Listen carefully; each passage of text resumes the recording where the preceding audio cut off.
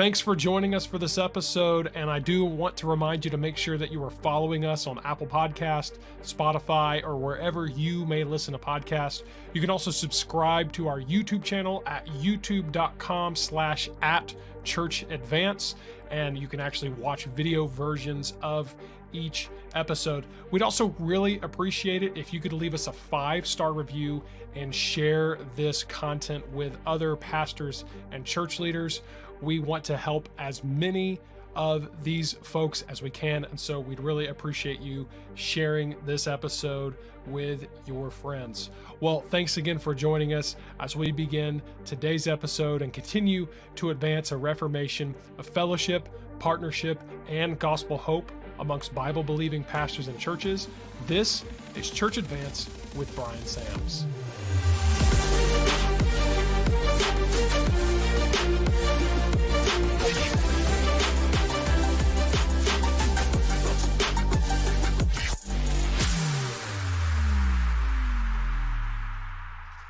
Hey everybody, welcome back to the Church Advance podcast. This is your host, Bryan Sams, and I hope your year is off to an extraordinary start.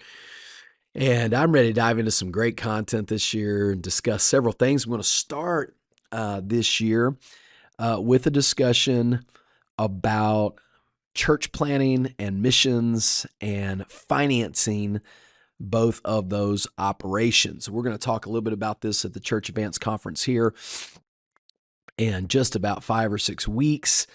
But I want to spend some time on the podcast discussing this. And specifically, I want to provide a few points of agreement and a few points of disagreement with an article and a booklet that was published this year, or excuse me, in 2023 by Pastor Paul Chappell.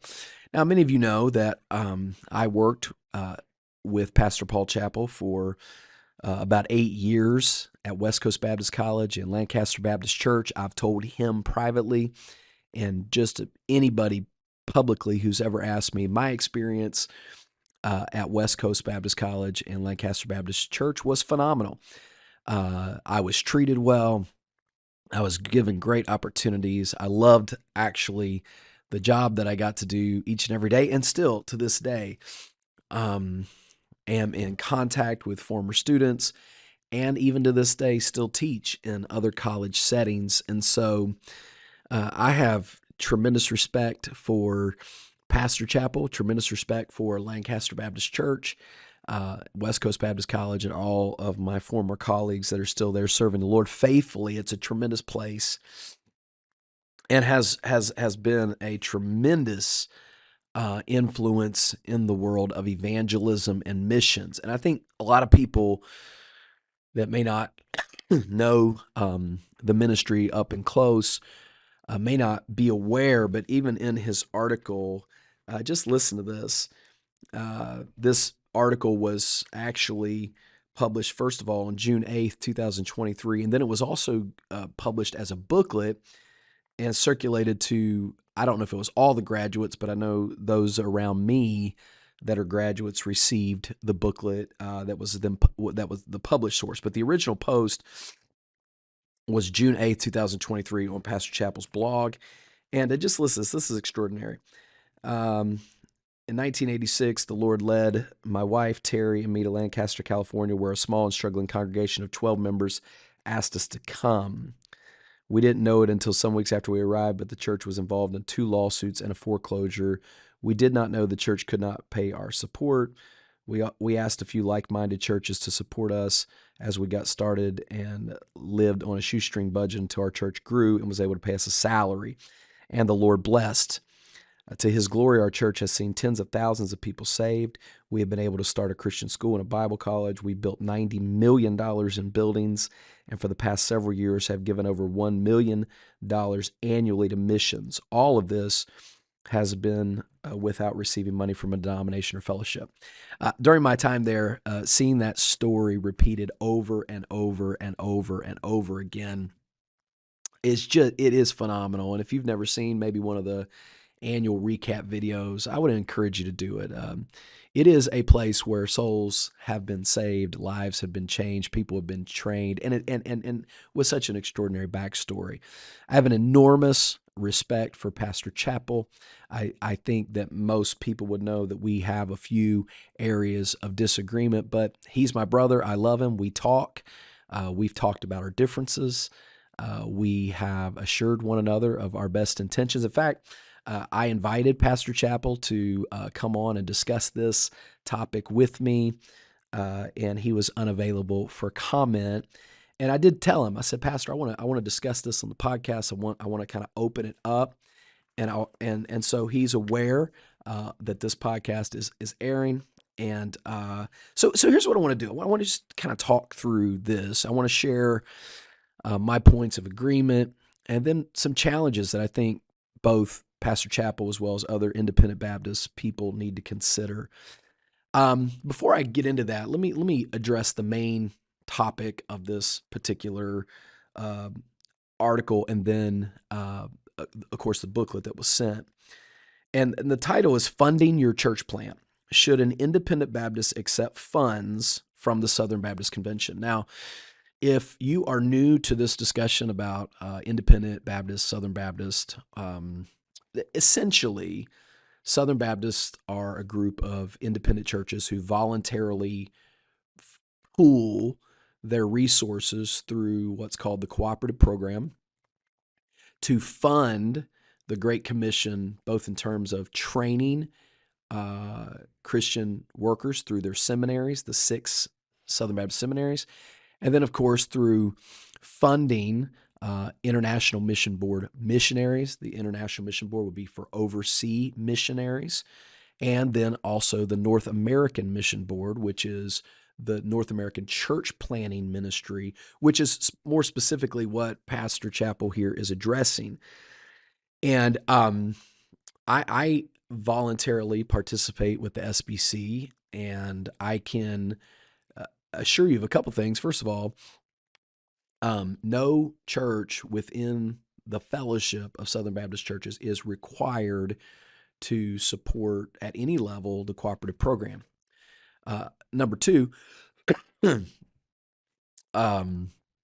you can actually choose, if you want, to not give your money to the cooperative program, but to directly give your money straight to missionaries and straight to church planners through designated offerings, or through just participating in the Christmas and Easter offerings, which go to the 2 entities, IMB and North American Mission Board, respectively. Now, Pastor does address this in the article. It is true that churches that participate in the church planning and missions efforts, the new churches, the new church plants, are asked to continue on by further supporting the ongoing and future efforts. Now, let me just make a comment here. This is the whole reason that I participated in the SBC.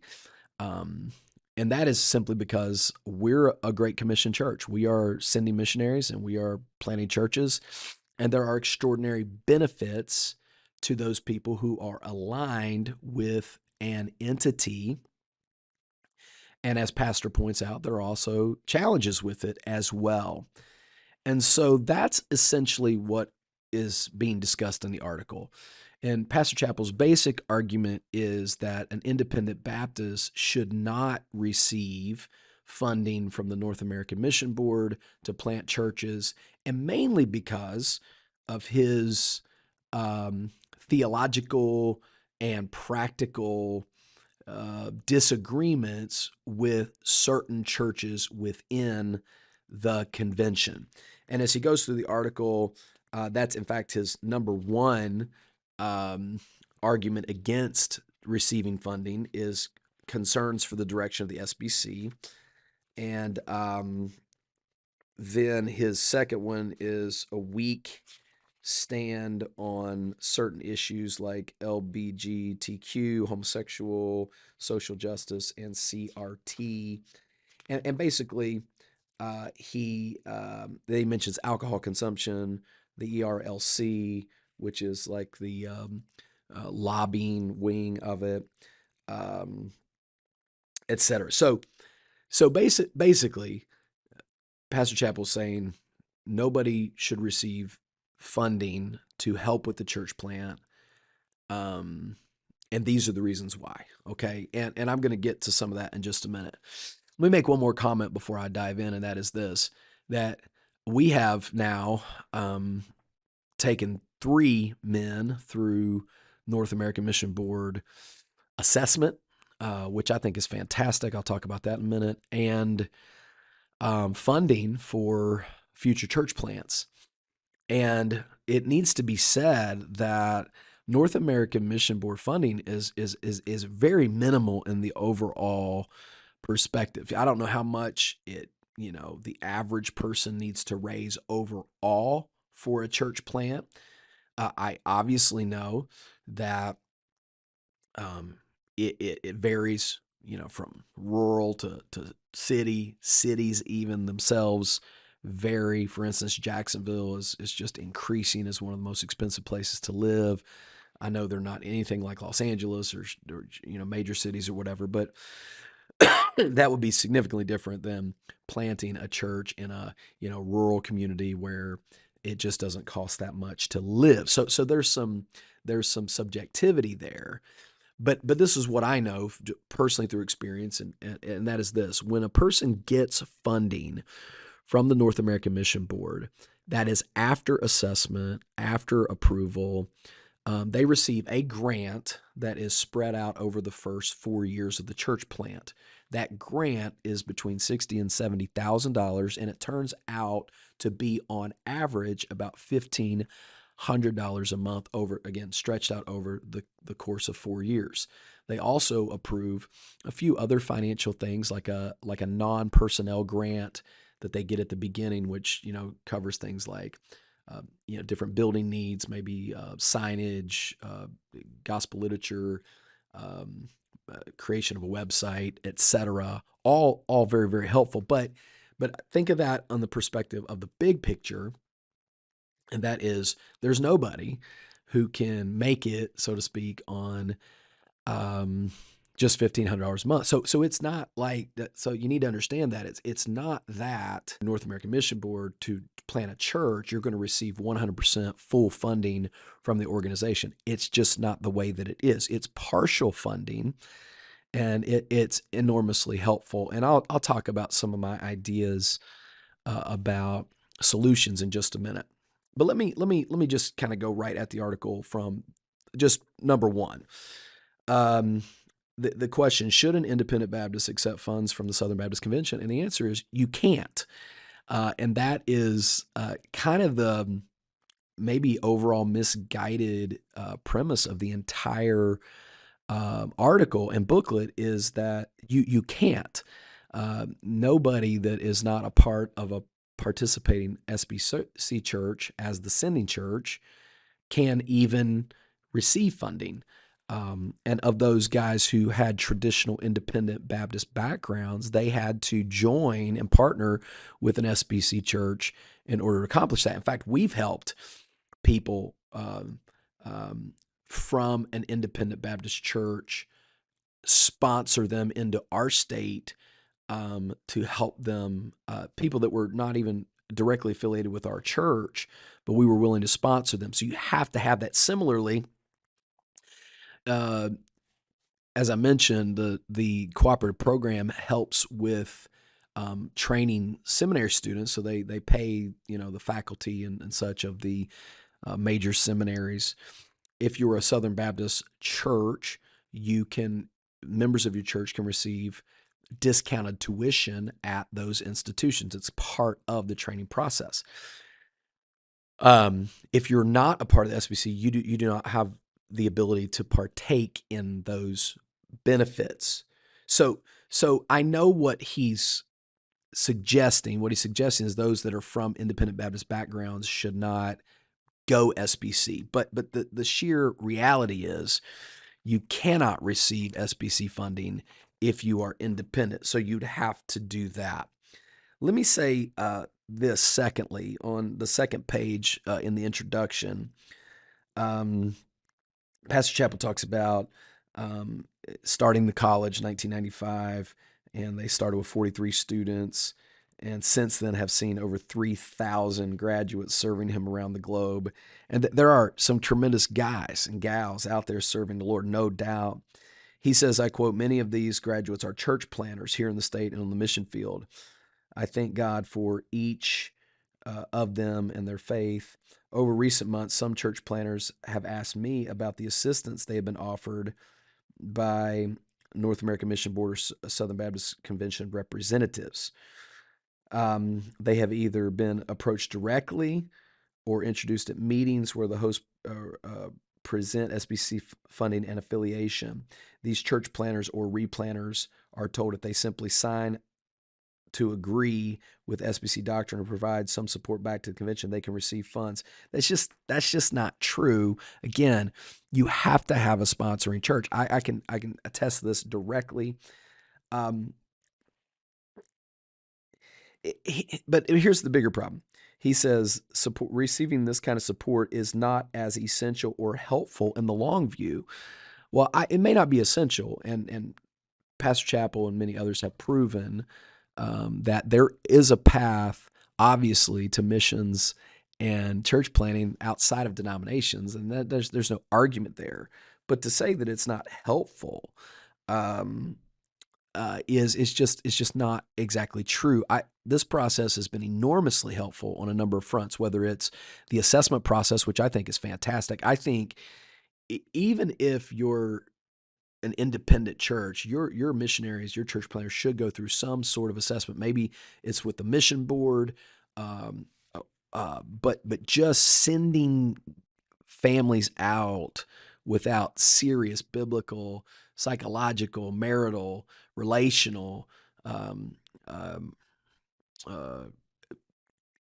their gifts and other things being assessed is really really weak. And I agree that West Coast has produced numbers of pastors. In an informal survey, I found I just talked to some guys that I knew, trying to make a list. I was able to name over 20 current church planters, not guys that have started and didn't make it, or guys that are pastoring. There's myriads of West Coast grads everywhere, but as far as I could find, I'm sure there's more. But from the guys that I asked, we found about 20 current church planners that are the West Coast grads, and about 40 to 60% of them were receiving North American Mission Board funding.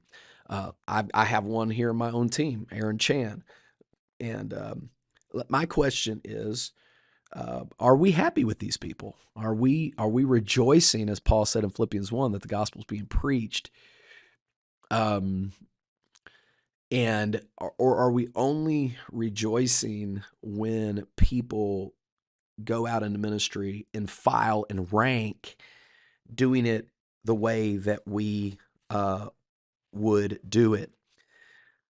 Pastor mentions on the next page that that these are yoking relationships, assuming he's referring to 2 Corinthians admonition not be unequally yoked with unbelievers. I'm assuming that he really doesn't believe that SBC leaders or entities are unbelievers, but I understand the concerns that he has. So here are some of the concerns that he shares, and I want to say right from the get-go, I share these concerns. Okay, the one big one he mentions is ordaining women pastors. He references the Saddleback Church that ordained 3 women pastors. One of the funny things about that is this article was released in early June 2023. I think it was the very next week. Saddleback Church was dismissed from the SBC for this very purpose. And I think I would have probably waited. I think Pastor knew that was on the docket, and why we didn't wait to see the outcome of that the next week at the SBC convention is a little bit interesting to me. They were removed from fellowship. You can look this up anywhere. It was on the floor. And I look at that and go, you know what? Yes. Are there challenging things? Are there areas in the SBC with concerns? Yes. And in this particular concern, this was addressed and dealt with. I also want to say this. Okay, let's say I'm a SBC pastor, and over here is, there's an SBC church, 10 minutes from here. So 2 pastors here.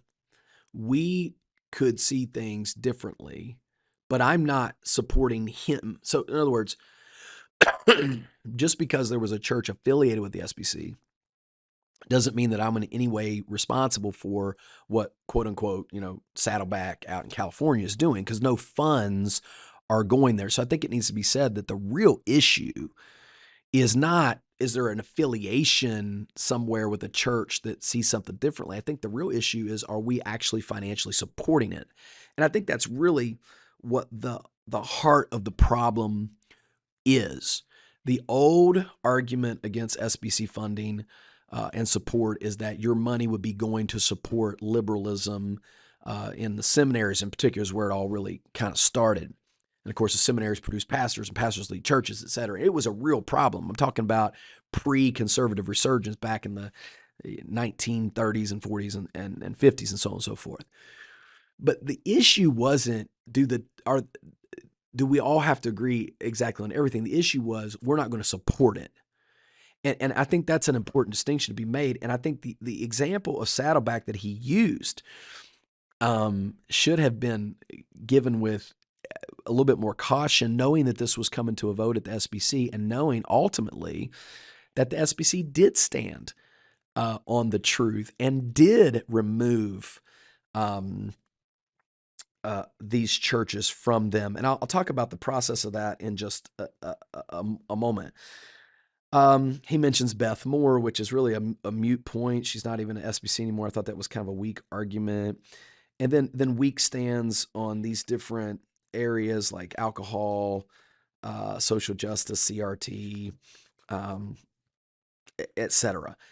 So, but let me make this comment, because I want to make this comment as I'm going to now make some principles, and that's this. I agree with Pastor Chappell in the sense of there are concerns. I think what this really boils down to is the same issue that happened in the conservative resurgence back in the late 70s and early 80s, when Adrian Rogers, Paige Patterson, Jerry Vines, so on and so forth, led the convention to become conservative. Now, the Independent Baptist, their path was to separate. Those good and faithful men, their path was to contend for the faith. So I think right there is the real question. How should we be handling these things? Should we be standing up and fighting for truth? As you know, right now, there's a movement within the SBC called the Conservative Baptist Network. Those are the people that I affiliate with. Those are the people that I would have preach, or that I would preach, or these are uber conservative SBC guys, and they're greatly concerned, and so should they all be. And I would just make this statement: if there ever came a time where there was a split between the SBC and the Conservative Baptist Network, there would be no question where I would go.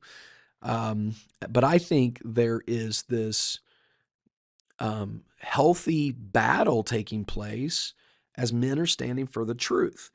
So I agree with Pastor Chappell's assessment that there is cause for concern. I don't think there should be a NAM-sponsored church which ordains women to be lead pastors in a position of eldership or authority in a local church. Those churches should lose their funding immediately. Absolutely. And I can tell you this, that in the process of assessment, many times this actually happens. In fact, on a local level, and if you don't understand SBC, the way it's structured, there's local kind of fellowship of churches here. Ours in this community is called the First Coast Churches.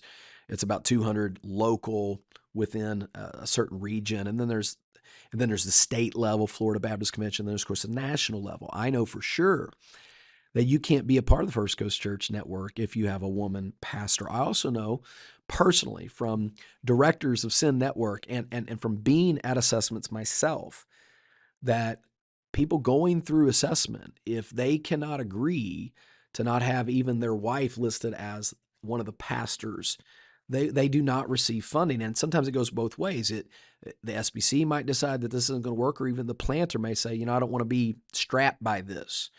But there's no question that Pastor Chappell has a great point. On a bigger scale, though, the overwhelming majority of NAM-sponsored church plants are orthodox, doctrinally sound, and do not believe in women-led pastors. And this is another thing, there is a wildly wide view within complementarianism as to the legitimate roles of women in church. Some of these things are semantics. And now, I want to be clear. I do not believe that you should call a woman a pastor on any level. Not a pastor of women's ministry, not a pastor of children, because the word pastor, which also is elder and also is shepherd, bishop, I'm sorry, those words are synonymous in the New Testament, and they don't just talk about teaching and preaching. They talk about ecclesiastical authority. And women are clearly in the Bible not to exercise authority over men in the teaching and leadership of a local church. So I think it's really cut and dry. Now, do we not, though, acknowledge that there is some latitude in how we utilize women in ministry? Or would anybody even try to suggest that at some level women should not be in the ministry? And I take real issue with that. Thanks again for joining us for this episode, and we really would appreciate it if you could leave us that 5-star review, and then of course share this content with your friends.